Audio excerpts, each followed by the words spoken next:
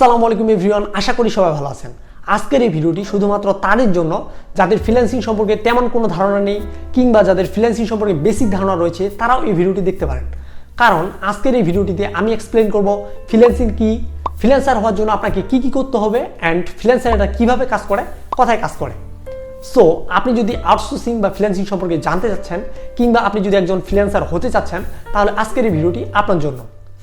আমি মনে করি আপনি যদি আজকের এই ভিডিওটি সম্পূর্ণ দেখে নেন তাহলে আপনাকে আর কোনো ভিডিও দেখতে হবে না, কারণ আজকের এই ভিডিওটিতে আমি ফ্রিল্যান্সিংয়ের যে পুরো ফান্ডাটি রয়েছে এটি আমি এক্সপ্লেন করব। তাহলে চলুন শুরু করা যাক, লেট গেট স্টার্টেড।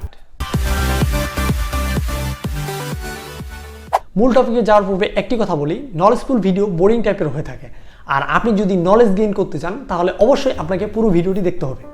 শুরুতে জানাবো ফ্রিল্যান্সিং বা আউটসোর্সিং কি। ফ্রিল্যান্সার শব্দের অর্থ হচ্ছে মুক্ত পেশাজীবী, আর আউটসোর্সিং শব্দের অর্থ হচ্ছে আপনি কোনোখানে না থেকে সেই কাজটাকে সম্পাদন করা, মানে আপনি ঘরে থেকে বাইরের কোনো কাজকে অনলাইনের মাধ্যমে করে দেওয়াটাকে আউটসোর্সিং বলা হয়। এখন আমরা জানবো ফ্রিল্যান্সাররা কি কি কাজ করে থাকেন, আর আপনি যদি একজন ফ্রিল্যান্সার হয়ে থাকেন তাহলে আপনি কি কি কাজ করতে পারেন। সো আমরা এখন জানবো যে ফ্রিল্যান্সাররা কি কি কাজ করে থাকেন অ্যান্ড আপনি যদি একজন ফ্রিল্যান্সার হয়ে থাকেন তাহলে আপনি কি কি কাজ পেতে পারেন। সেটি জানার জন্য আমি এখন লগ ইন করেছি ওয়ার্ল্ডের মধ্যে most popular and my favourite marketplace fiverr.com-এ। সো আমরা এখন দেখব যে ফ্রিল্যান্সাররা কি কি কাজ করে থাকেন। সো নাম্বার 1 পজিশনে রয়েছে গ্রাফিক ডিজাইন। গ্রাফিক ডিজাইনের আবার অনেকগুলো ভাগ রয়েছে, যেমন logo design, T shirt design, game art, so অনেকগুলো, আবার বলা যায় না যে এতগুলো। ওয়েব মোবাইল ডিজাইন রয়েছে অ্যান্ড অনেকগুলো রয়েছে। সো এগুলো হচ্ছে এক একটা নিশ। আমি বর্তমান গ্রাফিক ডিজাইন নিয়ে কাজ করতেছি, ইনশাল্লাহ আমি অনেক সাকসেস পেয়েছি অ্যান্ড বেশ কিছু প্রজেক্টে আমি কাজ করেছি। তো আপনি যদি বুঝতে না পারেন যে আপনি কি শিখবেন, ওয়েব ডিজাইন শিখবেন নাকি গ্রাফিক ডিজাইন শিখবেন নাকি ডিজিটাল মার্কেটিং শিখবেন, সো এই বিষয়ে আমার একটা ভিডিও রয়েছে, আমি ডিসক্রিপশনে দিয়ে দিব। আপনি যদি সেই ভিডিওটি দেখেন তাহলে আপনি বুঝতে পারবেন যে কোনটির জন্য আপনি পারফেক্ট এবং কোনটি শিখলে আপনার ভবিষ্যতে লাভ হবে।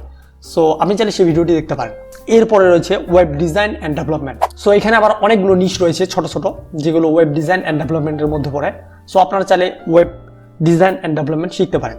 সো এরপরে হচ্ছে ডিজিটাল মার্কেটিং। ডিজিটাল মার্কেটিংয়ের আবার অনেকগুলো নিশ রয়েছে, যেমন সোশ্যাল মিডিয়া মার্কেটিং। আপনি যদি ফেসবুক কিংবা ইনস্টাগ্রামের মাধ্যমে কোনো মার্কেটিং করেন, and SEO, search engine optimisation, so আদার্সে ক্লিক করলে আরও অনেকগুলো বের হবে। সো আপনারা চাইলে সেগুলো শিখতে পারেন। Writing and translate. Writing and ট্রান্সলেটের মধ্যে অনেকগুলো ক্যাটাগরি রয়েছে। সো দেখতে পাচ্ছেন ad copy, copy paste, so অনেকগুলো। সো এগুলো খুব ছোট ছোট নিশ। সো আপনারা চাইলে এগুলো শিখতে পারেন। তবে আপনি যেটাই শিখেন না কেন একটা পারফেক্ট একটা নিশ সিলেক্ট করবেন। যেমন গ্রাফিক ডিজাইন আমি সাজেস্ট করব, আপনারা যদি আপনাদের পিসির কনফিগারেশন ভালো থাকে তাহলে আপনারা গ্রাফিক ডিজাইন অবশ্যই শিখবেন, কারণ এটার মার্কেটে অনেক ডিমান্ড। সো এরপর রয়েছে ভিডিও অ্যান্ড অ্যানিমেশন। সো এটির অনেক ডিমান্ড রয়েছে। আমি মনে করি যে থার্ড পজিশনে রয়েছে white board animation, video editing and photo editing. আমি গ্রাফিক ডিজাইন শেখার আগে আমি ফটোশপ শিখেছিলাম। সো আমার লাইফের ফার্স্ট আর্নিং হয়েছে ফটোশপ থেকেই। সো আমি বলবো যে আপনারা ফটোশপটা মাস্ট বি শিখবেন, বেশি কিছু না শিখতে পারলেও আপনার বেসিক ধারণাটা নেবেন। সো এরপরে আরও ছোট ছোট নিশ রয়েছে, যেমন মিউজিক অ্যান্ড অডিও। আপনারা চাইলে ভয়েস অফার দিতে পারেন অ্যান্ড অনেক গান ডিজে বানাইতে পারেন, কিংবা এখানে আবার ছোট ছোট অনেক নিশ রয়েছে, আপনারা সেগুলো ফলো করতে পারেন। তবে আমি মনে করব যে এইসব ছোটোখাটো বিষয়ে আপনারা পুরো ফোকাস দিবেন না, আপনারা কোনো একটা পারফেক্ট নিশ সিলেক্ট করবেন। সো এরপর প্রোগ্রামিং অ্যান্ড টেক, এটা হচ্ছে ওয়েব ডেভেলপমেন্টের মধ্যে পড়ে, যে আপনারা এই নিশগুলো শিখতে পারেন। যেমন ওয়ার্ডপ্রেস রয়েছে অ্যান্ড ওয়ার্ডপ্রেস বিল্ডিং, সিএমএস, মানে আপনারা খুঁটিনাটি যেই ডেভেলপমেন্টের কাজগুলো রয়েছে সেগুলো এখানে পাবেন। সো আমি মনে করি আপনি যদি graphic design, web design and development and digital marketing এই তিনটির ক্যাটাগরির মধ্যে আপনি যদি যে কোনো একটি সিলেক্ট করেন তাহলে আমি মনে করি যে আপনার ফিউচার অনেক ভালো অ্যান্ড ফিউচারে আপনি কিছু করতে পারবেন। সো আমরা জানলাম যে ফ্রিল্যান্সিং কী অ্যান্ড ফ্রিল্যান্সাররা কী কী কাজ করে থাকেন, অ্যান্ড আপনি যদি একজন ফ্রিল্যান্সার হয়ে যান তাহলে আপনি কী কী কাজ পেতে পারেন। সো এখন আমরা জানবো যে আপনি যদি একজন ফ্রিল্যান্সার হয়ে যান তাহলে আপনি কী কী মার্কেট প্লেসে কাজ করতে পারেন। ওয়ার্ল্ডের মধ্যে অনেকগুলো ফ্রিল্যান্সিং সাইট রয়েছে। সো আমি এখন যেগুলো মার্কেট প্লেসের কথা বলবো সেগুলো হচ্ছে আমার এক্সপিরিয়েন্সে অ্যান্ড সেগুলো আমি মনে করি যে ট্রাস্টেড। সো নাম্বার 1 পজিশনে রয়েছে freelancer.com। আমি এটিতে কাজ করিনি, সো ইনশাল্লাহ আগামীতে করার ইচ্ছা রয়েছে। সো নাম্বার 2তে রয়েছে fiverr.com, যেটিতে আমি অনেকগুলো কাজ করছি অ্যান্ড আশা করতেছি সামনে আরও কিছু করব। অ্যান্ড নাম্বার 3-তে রয়েছে 99 ডিজাইনস, যেটি মাই ফেভারিট।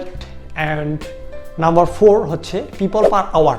সো এই 4টি সাইটে আপনি নিজ দিকে কাজ করতে পারেন, পেমেন্ট নিয়ে কোনো টেনশন হবে না। সো আপনি যদি ফ্রিল্যান্সিং রিলেটেড কোনো কোশ্চেন করতে চান কিংবা কোনো কিছু আপনার জানার ইচ্ছা থাকে তাহলে কমেন্ট করতে পারেন।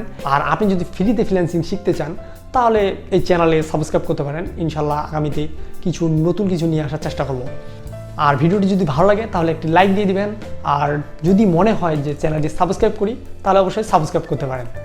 সো সবাই ভালো থাকবেন, সুস্থ থাকবেন। আল্লাহ হাফেজ।